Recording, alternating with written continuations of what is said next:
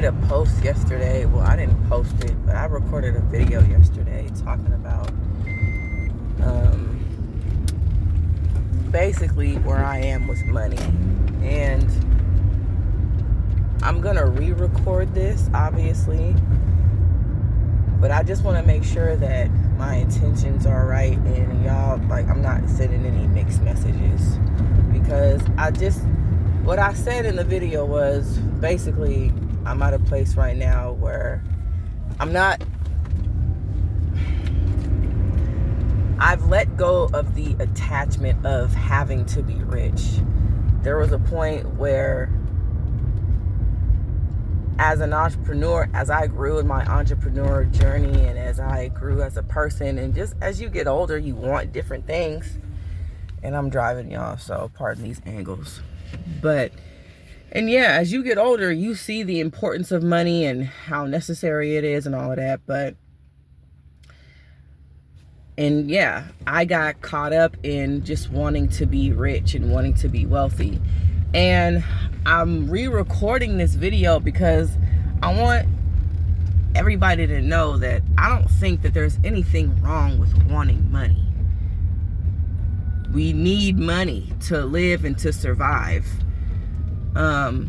So if you have a dream to just be financially set to the point where you can take care of your family, and because money gives you options, so none of that's wrong. But I think where we get messed up is when we strive to be rich, and because the Bible says the love of money is the root of all kinds of evil. So it's checking your intentions. First of all, why do you want to be rich? Why do you want to be wealthy? Why do you want to make a lot of money? Is asking yourself those questions, first of all. Then, what are you willing to do and what are you willing to give up to be wealthy? Because when you get to a place like me, where I was, and I'm still battling with this, y'all, like this. As an adult, especially living where I live in one of the most expensive states in the country. With inflation, it's normal to be concerned about money when you don't have a lot of it. But when you get to the place where I was, where you're waking up anxious every day because you're constantly being reminded of how much money you don't have, or you're always in a state of stress, you're never in a state of gratitude because it's always about the money you don't have or the money you're trying to get. And then thankfully I've never been this person, but in the world of sales, you're tempted to, obviously when you make a sale, you're tempted to finesse and bend things if you want to get the sale. You're tempted to do that, especially when you know that it's a snatch. But that's still, if you're not making an honest sale, then you don't deserve the sale. So are you willing to be dishonest just to make some extra money when you get a sale? You know what I'm saying? So, and the answer is no. Because I'm the type, like, even if, I'm not even going to go into that, but it's hard for me to sleep when I know I've done something wrong. I'll just leave that right there. So, yeah, the question becomes, okay, what are you willing to do and what are you willing to give up for the sake of money? Because if you're willing to compromise your morals and your integrity, and if it's costing you your peace, and if your ultimate trust is in money and not in Jesus, that's when things go wrong. And like I said, I'm still in the process of not being so consumed with that, because like I was saying, as you get older, your things change and your responsibilities increase. And I don't have children, but I would like to. But guess what? I know that they cost money. I was in debt I had gotten out of debt, but then some things happened that I didn't have enough money for, and I got back into debt. I was doing real good. This was when I was living out of my car, but living out of my car, I was working 2 jobs. I had gotten on a plan to where I saved up enough money, paid off all my debts, and I stacked a decent amount of money, and I finally got a spot. And with that overhead, plus a car accident, plus a tooth infection that I had to get my tooth taken out for, if you can see. And for whatever reason, I really thought that my job I had signed up for insurance, but for whatever reason, my insurance wouldn't cover this tooth to get taken out. So that I had to go into my pocket for that. You know what I'm saying? Like a whole bunch. And then the car that I bought after that car accident, that lasted for 6 months. And guess what? I had to buy another car. So you know what I'm saying? Like a whole bunch of stuff has happened, and I get it. It can get you to a place to where it's just like, I'm trying to be good with money, and I'm just flustered. I just want a whole bunch of money right now to handle all the stuff that needs to be handled. I totally get it. But again, if it's causing you to wake up like I was, with your stomach in knots and in butterflies, and you can't sleep, and you're constantly stressed out, and you're worried about what your husband does is never enough because of whatever. What your wife does is never enough because she's not working as much as she probably could, or whatever the situation is. A lot of times it seems like it's never enough. And so when you get to that place, that's when we need to slow down and check ourselves. And as I drive to work right now, y'all, I woke up flustered, thinking about that video I made yesterday, but then also, of course, just being reminded. Every time I go to work, it's a reminder that, guess what? I'm not financially free yet, so that I don't have to clock in and out every day. I would love to just have that life to where I can just wake up whenever I want and do the things that I want to do. But I'm not there yet. Yet being the key word. And it's being patient in the process. As I talk to y'all, I'm talking to myself, because it is a process. Especially when you've tasted what it's like to not be in debt and just to be able to stack. I still had to work during that time, but still, the financial burden of having to pay for stuff every month, like in the context of debt and all of that crap, credit card payments, that in and of itself makes a huge difference. So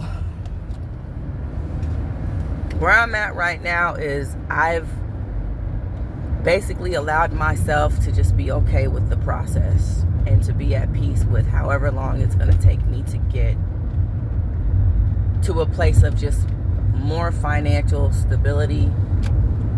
And what I will say, I did say this in the video that I'm going to hold to, is that if I never get rich, if I never become wealthy, I'm okay with that. I've let go of that attachment of needing to be or having to be a millionaire or be extremely wealthy and all of that. And I'm just focused on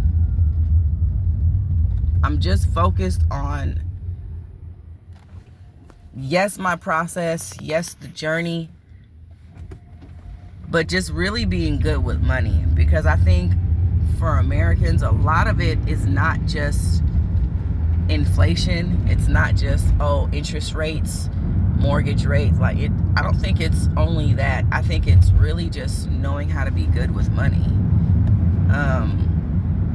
you might have to catch the bus for a few months. You might have to work an extra job temporarily. You might not be able to have Netflix and Amazon Prime and all of that stuff that costs you hundreds of dollars cumulatively at the end of every year.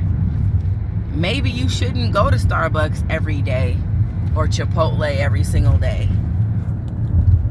Maybe we just need to get on a budget and be more disciplined. And even if it's a little bit, start saving something every single month. Now, at the same time, I get it. When you're barely making it, you don't even have room to think of, oh, okay, well, save what? Save what? I'm barely making it with what I'm getting. So I understand that. But like I said, even if it's a little bit, even if it's $5 a month, that's not much by any means. But at least you'll be in the habit of making better decisions with your money. So anyway, yesterday my goal was to, and I did it too, I made a goal of having a video that wasn't 9 minutes long. That video I made yesterday was only 8 minutes and 50 seconds. This one is 11 minutes and 31 seconds, but I think it was worth the redo, because I don't ever want anybody to come back on here and say you're contradicting yourself. Now, if I've grown and I've changed my mind, then that's different. But I wanted to be sure that y'all, whoever comes across this video, that y'all don't think that I'm in the place of, I'm one of those people that think that wanting money is a bad thing. I don't want you to ever think that. Get your money. Get your money. But just make sure you're not paying too high of a price for it. If it costs you your peace, it's too much. And if that's the case, you need to step back and analyze how and why you got to that point.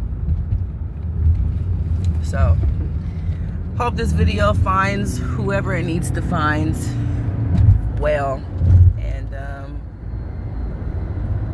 on my way to work, y'all, if you are a follower of Jesus, pray for me. Pray for everybody who's in a strapped financial position, but is actually putting in the work to make changes and to be better. Because it's one thing to just complain, but it's another thing to realize the situation, feel away, but then try to do something about it. So if you really trying to do something about it, props to you. And post a comment below. I'll pray for you. Just that the Lord helps us, and that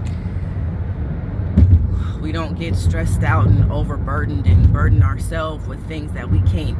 Like, you know what I'm saying? Maybe right now, if you're looking for an extra job, you can't find one because God thinks that that'll be too much for you.